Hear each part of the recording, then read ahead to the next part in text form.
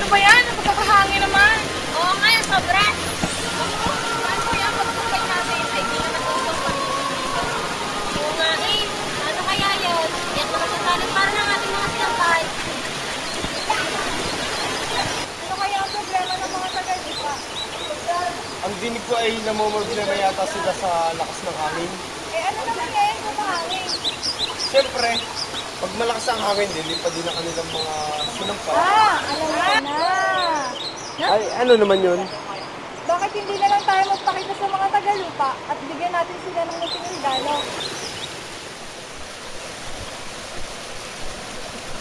Ala ang pagkakahangin naman.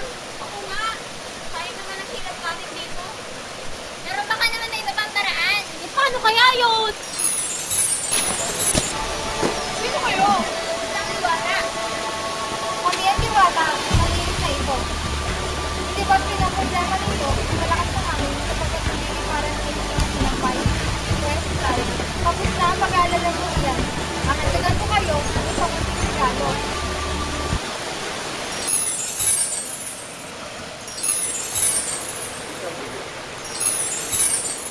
Kuri-kuri-ko, na kuri-kuri ko.